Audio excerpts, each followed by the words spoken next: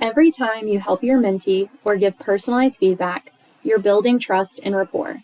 And when there's trust, you can work with your mentee to make the coaching mantra real for them. And that happens starting right now. Coaching is all about creating moments, and the coaching program could not function properly without them. In this video, you'll learn about when a coaching moment should occur and how to create them with your mentees in several different situations. Now let's see where creating a coaching moment would belong in the peak performance equation. Creating a coaching moment would be considered a method in the role workflows category. It's a technique used daily by coaches to build rapport, strengthen connections, and provide support. So when do coaching moments occur? Coaching moments happen all the time. Most of your moments will occur when you form emotional connections with your mentees. It includes getting to know the mentee better and building rapport. It can also include sending a supportive or encouraging message. Any form of interaction that consists of specific information tailored to the mentee would be considered a coaching moment. Another situation in which you'll need to create a coaching moment is when a mentee seems to be disengaged in the coaching process. This will involve cracking the case to figure out why they are disengaged and if there's a way to help them get back on track. There is a training specifically on how to engage disengaged mentees if you would like more detailed information. There also might be times when a mentee is in crisis or is frustrated. You will also need to crack the case in these situations to figure out which part of the coaching mantra is not at 100% for them. It's important to recognize these situations and have a plan for how to create the appropriate moment in order to best help.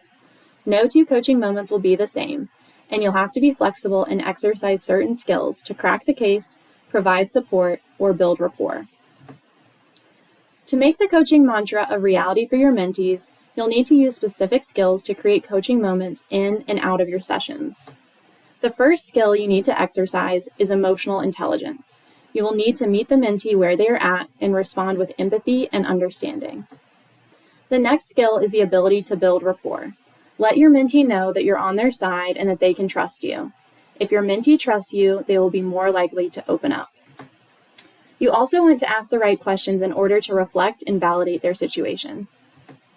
And lastly, you'll need to demonstrate strong listening skills. You should listen more than you talk in order to provide a space where your mentee feels like they have a voice and that you genuinely care about what they are sharing.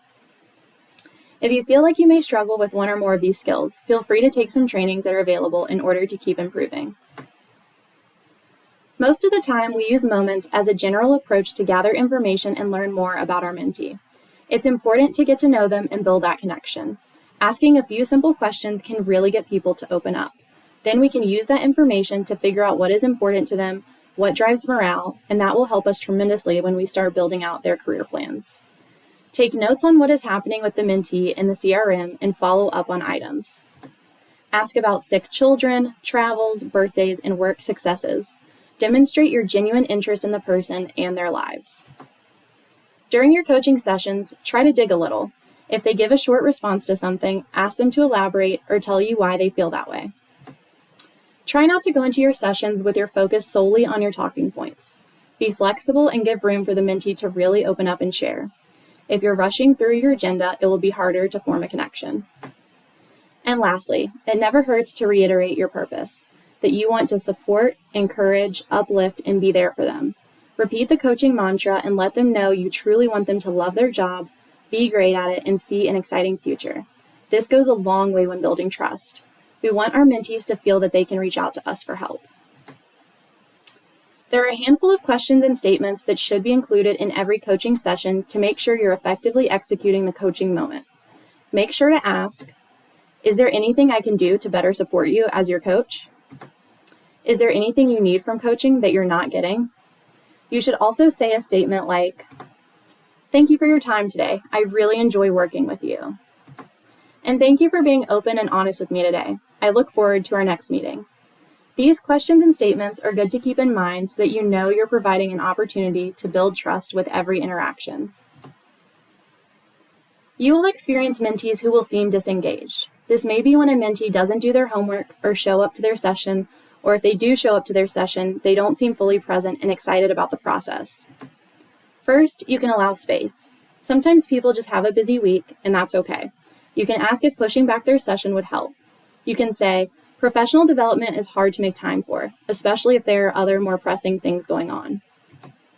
Remember, coaching is important, but it's never required and shouldn't take precedence over someone's job. Let your mentee know that you understand and are there when they're ready to commit. Another option is to do some work to determine if there is an underlying problem. Get out the peak performance equation and try to diagnose where the disconnect is coming from. You can also bring up the coaching mantra. Ask them, how are you feeling about your job? Do you love it? Are you great at it? Do you see an exciting future? What do we need to work on today to help in any of those areas? When in doubt, that is always a great course of action to try. There are several plays in the coaching playbook that go way more in depth on this topic, so please use those as a reference as well when dealing with this type of situation with a mentee. Our job as a coach is to fulfill the coaching mantra for our mentees. We are on their side.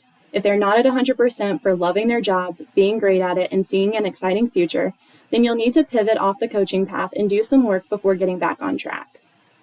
Before beginning any case-cracking work, acknowledge the situation and show empathy. You may say, I'm so sorry that you're in this situation. It sounds like this is incredibly frustrating, challenging, etc. I'm really sorry you're dealing with this. Thank you so much for sharing this with me. I really appreciate your trust. Make sure you review the play on cracking the case and then pull up the peak performance equation and follow the steps to have them help you diagnose their issue. From there, you can continue to listen and ask questions. Once you have enough information, you can help your mentee figure out a prescription to their problem. Remember that creating moments is all about being genuine. As long as you are genuinely curious and caring, you'll be able to provide a lot of help and support to your mentees. This might not come naturally to you at first, and that's okay. The more experience you gain, the easier it will be. As Robert Zupke said in the quote above, coaching isn't a great mystery. It's just hard work, determination, and inspiration at the right moment.